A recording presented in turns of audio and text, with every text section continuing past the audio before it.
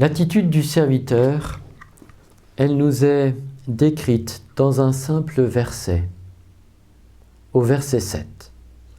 Maltraité, il s'humilie, il n'ouvre pas la bouche. Comme un agneau conduit à l'abattoir, comme une brebis muette devant les tondeurs, il n'ouvre pas la bouche. 2 fois est répétée cette expression, il n'ouvre pas la bouche. Il reste muet. Pourquoi cette attitude est-elle si étonnante? On pourrait dire qu'elle est étrange, comme est étrange le comportement du Seigneur qui devrait corriger le pécheur, qui devrait le frapper. C'est cette attitude étrange qui interroge les témoins de la passion du serviteur, qui sont aussi, vraisemblablement, ceux qui le frappent et le mettent à mort. Pourquoi reste-t-il muet? Pourquoi n'a-t-il aucun reproche, aucun cri vers Dieu, aucun cri de malédiction, aucun cri de vengeance?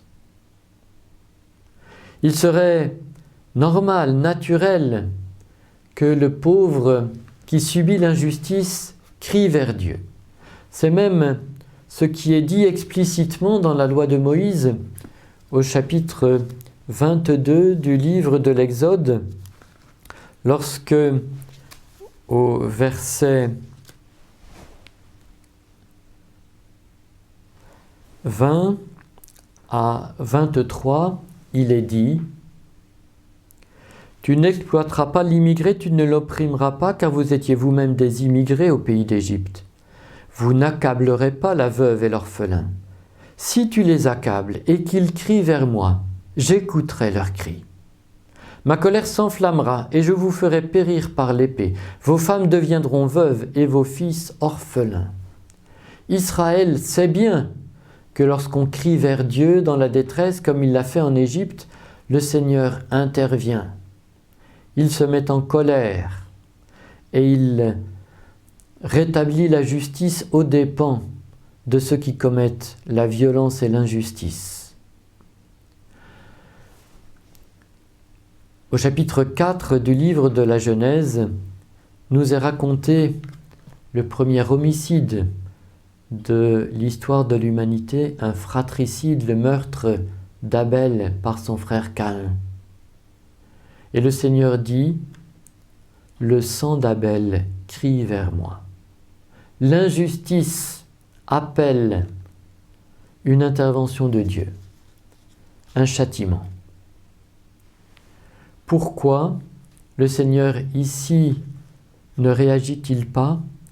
C'est parce que celui qui devrait, on pourrait dire, intenter une action en justice, avoir un recours devant le juge ultime, celui qui juge la terre entière, celui qui est la victime de l'injustice, celui-là ne plaide pas auprès du Seigneur.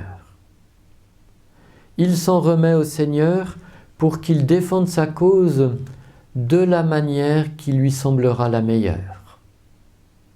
Il ne maudit pas.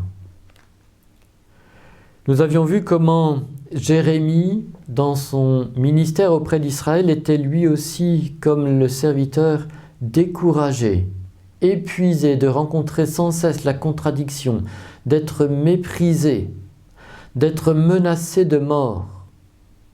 Au chapitre 18 du livre de Jérémie, il se tourne vers Dieu dans un cri de vengeance. Il demande même au Seigneur, ne leur pardonne pas ce péché. Le prophète qui avait été envoyé aussi pour être l'intercesseur auprès de Dieu, l'intercesseur de son peuple, il fait l'inverse de l'intercession, il demande à Dieu de châtier le coupable. C'est au chapitre 18 du livre de Jérémie.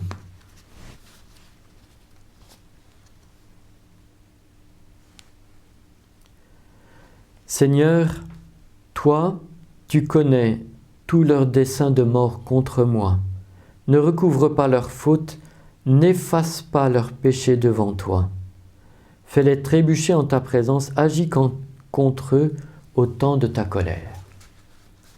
Cette réaction, elle est normale. Elle est juste d'une certaine manière. Et le Seigneur la comprend. Et le Seigneur l'écoute.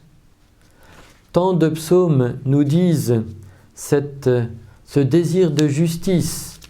Il est saint, il est juste. Et pourtant, le serviteur renonce ici à ce que le Seigneur défende son droit par la violence exercée envers le châtiment. Il n'ouvre pas la bouche. Il ne maudit pas.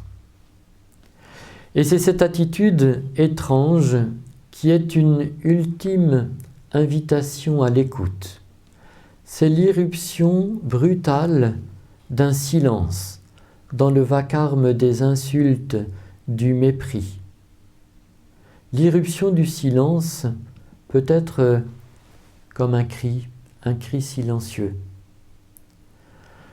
Au premier livre des rois, au chapitre 19, le prophète Élie, au mont Horeb, entend le bruit de l'ouragan, le bruit du tremblement de terre, et puis il entend la voix d'un silence ténu.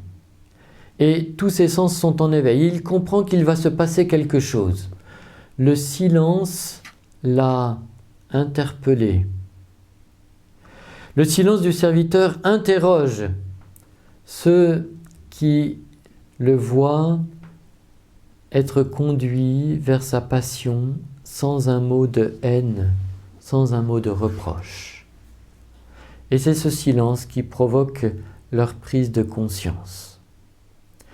Mais ce silence pourrait être interprété comme de la résignation, comme de la faiblesse. Ce silence, c'est tout simplement chez le serviteur l'obéissance à la volonté du Seigneur qu'il connaît. Il sait que c'est par lui, littéralement par sa main, que ce qui plaît à Dieu réussira. C'est par lui, par sa main, que le bras du Seigneur agit dans l'histoire. Et le serviteur est un disciple. Chaque matin, il est réveillé par la parole. Il se met à l'écoute de la parole. Il connaît parfaitement la pensée du Seigneur. Il la fait sienne. Il sait que le Seigneur veut la paix avec le pécheur, qu'il aime le pécheur, qu'il ne prend pas plaisir à la mort du pécheur. Il a fait sienne cette pensée du Seigneur. Il est entré dans le cœur de Dieu. Il aime avec le cœur de Dieu. Et c'est pour cela qu'il ne veut pas, contrairement à Jérémie, la mort de celui qui le met à mort. Il ne veut pas la vengeance. Il n'ouvre pas la bouche. Pour bien interpréter ce silence du serviteur, il faut une parole. Et c'est la parole de celui qui l'envoie, de celui dont il est le serviteur. C'est la parole de Dieu. Cette parole, elle ouvre le 4e chant du serviteur et elle le clôt. Ce sont les versets des chapitres 52, versets 13 à 15 et 53, versets 11 à 12. Je vais relire ces versets. « Mon serviteur réussira, dit le Seigneur, il montera, il s'élèvera, il sera exalté. La multitude avait été consternée en le voyant, car il était si défiguré qu'il ne ressemblait plus à un homme. Il n'avait plus l'apparence d'un fils d'homme. Il étonnera de même une multitude de nations. Devant lui, les rois resteront bouche bée, car ils verront ce que jamais on ne leur avait dit. Ils découvriront ce dont ils n'avaient jamais entendu parler. » Le Seigneur annonce par avance ce qui va arriver au serviteur, son humiliation et son exaltation. Cela fait partie de ce processus de la révélation que le Seigneur donne à l'avance la clé de son agir, de ce qu'il fait dans l'histoire. Il promet qu'il va faire quelque chose, il le fait, et ensuite il le fait entendre.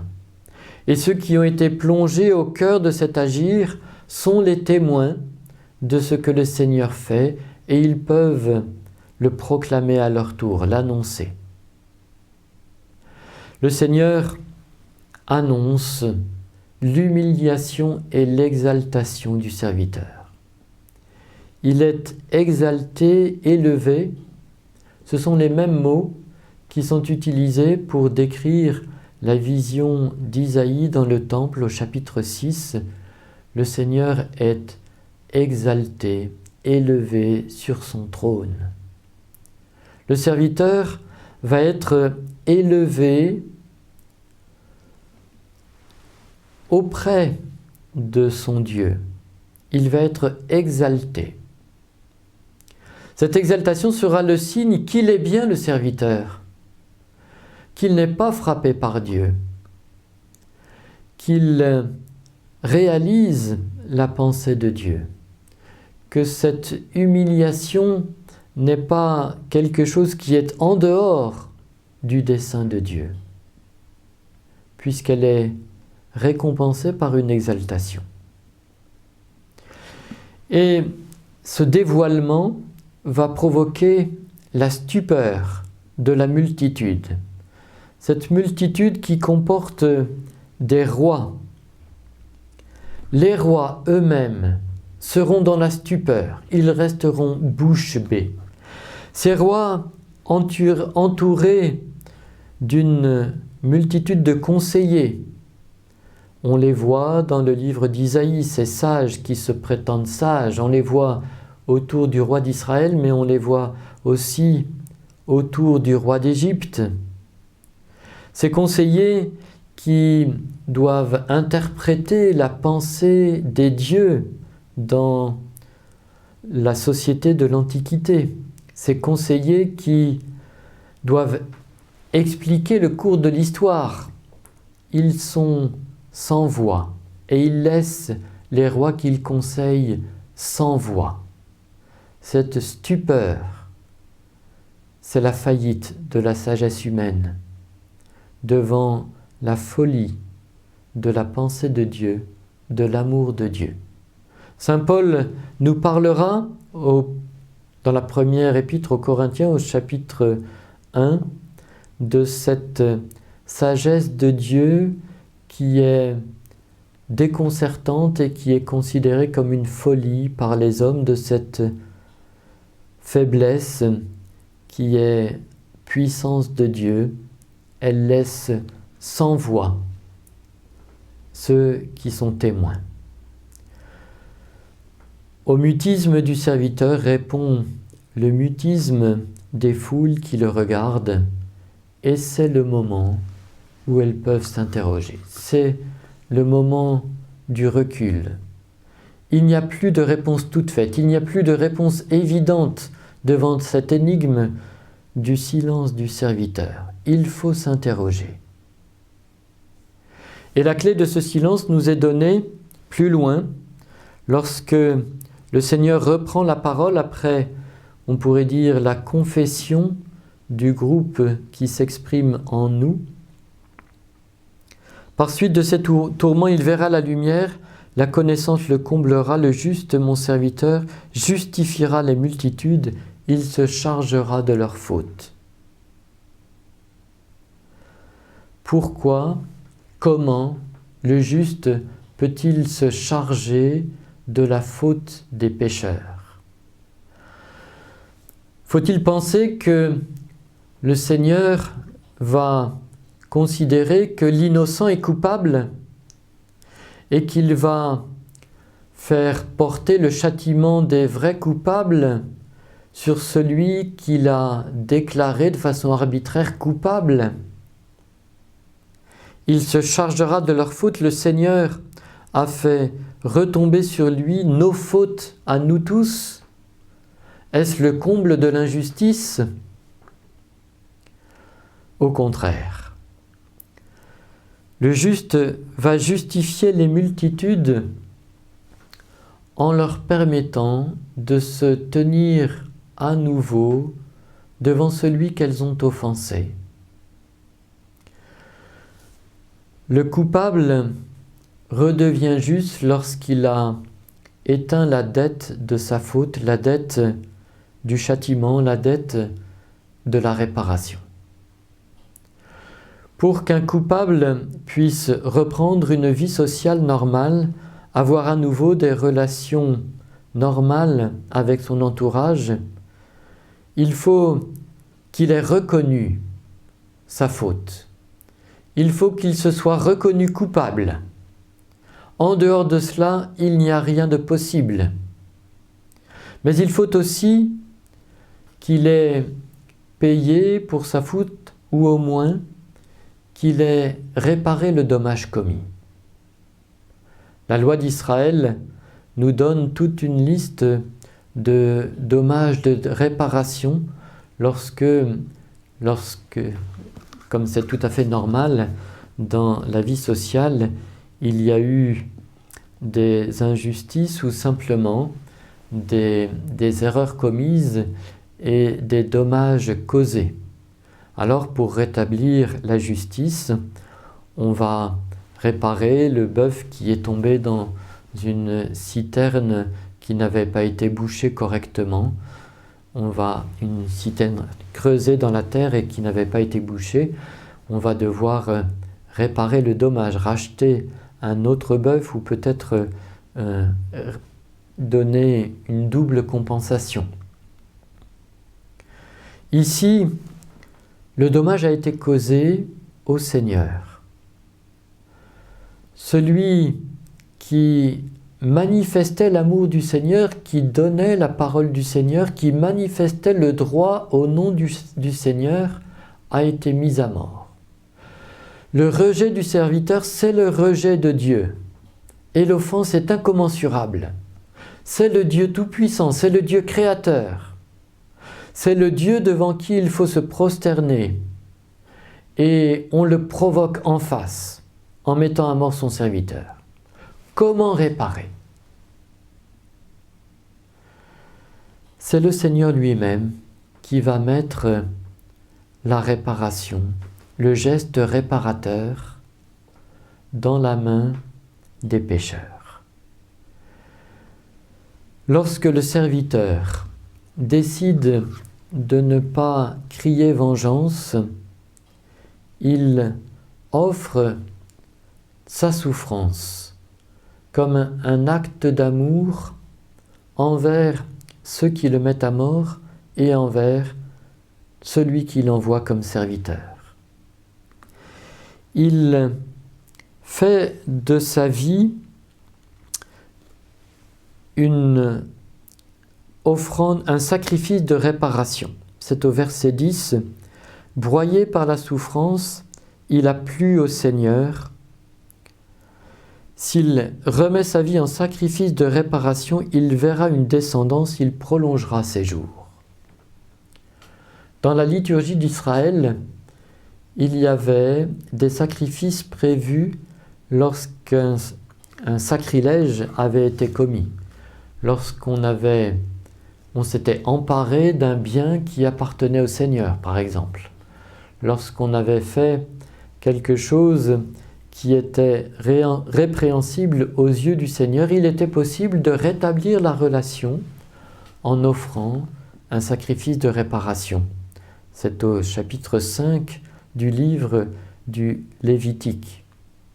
Et il y a un épisode dans le premier livre de Samuel, au chapitre 6, où les Philistins se sont emparés de l'arche d'alliance qui appartient au Seigneur et ils sont atteints de maladies, ils sont atteints de la peste, la statue de leur Dieu est tombée et ils s'interrogent, ils comprennent qu'ils ont offensé le Dieu d'Israël, et Dieu leur donne un moyen de réparer, c'est d'offrir un objet en or. Il y a donc cette dette de la réparation lorsqu'un dommage a été commis. Il faut que les pécheurs fassent ce geste, non seulement qu'ils se reconnaissent coupables, mais qu'ils fassent le geste de la réparation pour que la relation soit rétablie en vérité. Ce geste, il est réalisé par le serviteur qui se montre ici solidaire de ceux qui sont ses ennemis, qui l'ont mis à mort. Son amour pour eux dépasse la souffrance qu'il a endurée, dépasse le sentiment d'injustice, et il va aller jusqu'à offrir le sacrifice de réparation que les coupables ne peuvent pas offrir. Il peut le faire parce qu'il est l'objet d'un amour privilégié de Dieu, parce qu'il a la faveur du Seigneur. Et le Seigneur, en regardant son serviteur, en voyant dans ses mains l'offrande du sacrifice de réparation offert au nom des pécheurs, le Seigneur ne peut pas ne pas écouter la prière d'intercession. Au fond, le serviteur est complètement muet dans ce 4e chant du serviteur, contrairement au 2e et au 3e chant. Il ne prend pas la parole. Nous savons pourtant qu'il y a une parole qu'il adresse au Seigneur. Elle ne nous est pas rapportée, mais elle conclut le 4e chant du serviteur. Il s'est dépouillé lui-même jusqu'à la mort, il a été compté avec les pécheurs, alors qu'il portait le péché des multitudes et qu'il intercédait pour les pécheurs. Il portait le péché des multitudes, non pas qu'il était reconnu coupable alors qu'il est innocent, mais il portait le poids de la dette de la réparation. Le Seigneur a fait retomber sur lui nos fautes à nous tous. Il portait le poids du péché et il en délivrait ceux qui auraient été écrasés par le poids de la faute et la dette de la réparation. Et c'est ainsi qu'il justifie les multitudes. Elles peuvent désormais se présenter devant Dieu, en vérité et en toute justice. En vérité parce qu'elles se savent coupables, en toute justice parce que le dommage créé, le dommage envers le Seigneur a été réparé. Chers amis, ce chant du serviteur est le récit d'une prise de conscience, d'un passage de l'illusion à la réalité, de l'apparence à la réalité, un passage du mensonge à la vérité. Ce passage se fait dans le cœur des pécheurs qui reconnaissent la faute commise et qui peuvent le faire parce qu'ils la reconnaissent dans la lumière du pardon, ce pardon accordé en raison du geste de paix du serviteur. Alors est dévoilé le désir de paix de celui qui envoie le serviteur. Alors est dévoilée l'immensité de sa capacité de pardon, une capacité infinie. Alors est révélé ce qu'est véritablement la justice. Elle n'est pas le désir de l'anéantissement du coupable, elle est le désir de sa conversion, de son retour à la justice, de son retour vers le Seigneur.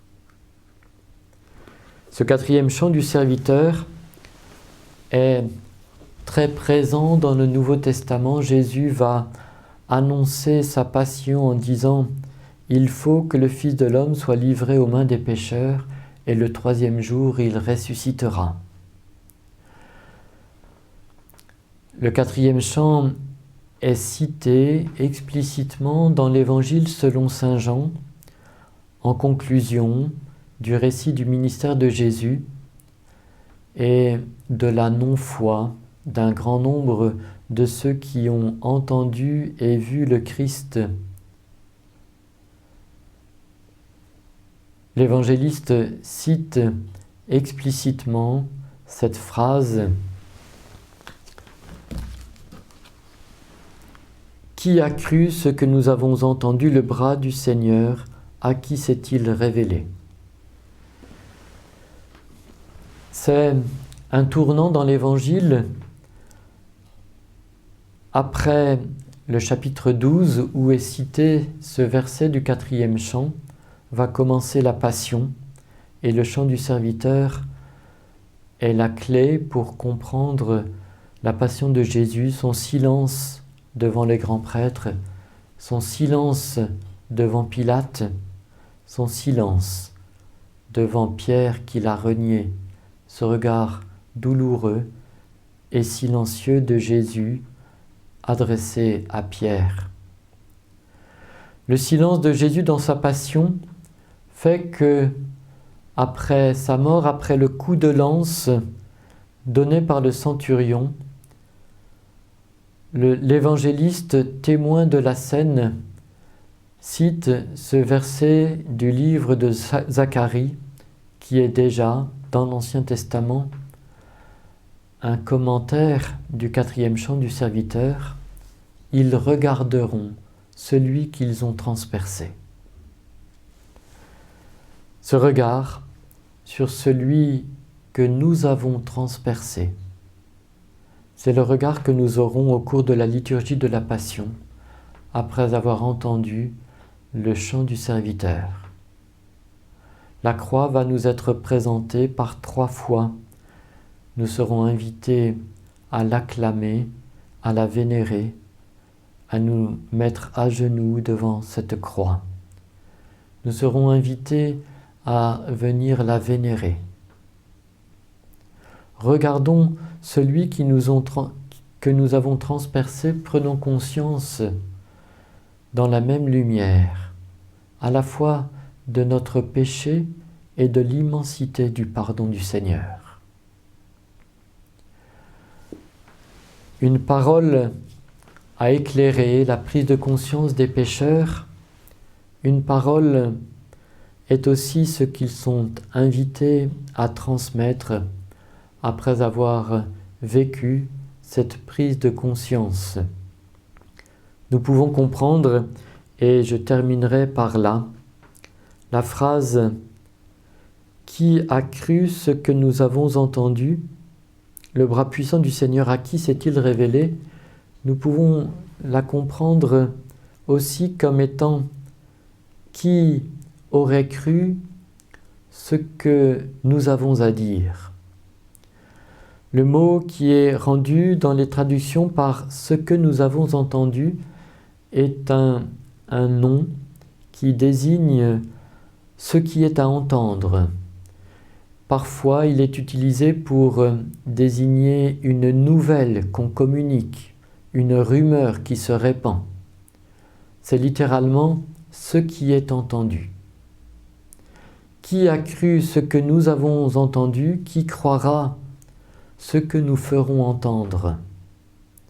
C'est l'invitation de Jésus à ses disciples au chapitre 24 de l'Évangile selon saint Luc. Nous avions commencé notre méditation au cours de cette retraite avec ces versets où Jésus ressuscité explique dans les Écritures tout ce qui le concerne, sa souffrance, sa mort et sa résurrection, l'annonce de la conversion du péché et le fait que ses disciples sont ses témoins. Au cours de la liturgie de la Passion, regardons celui que nous avons transpercé. Regardons aussi dans la liturgie de Pâques son exaltation et nous serons envoyés au jour de la Pentecôte pour être témoins de ce mystère dans lequel nous sommes plongés.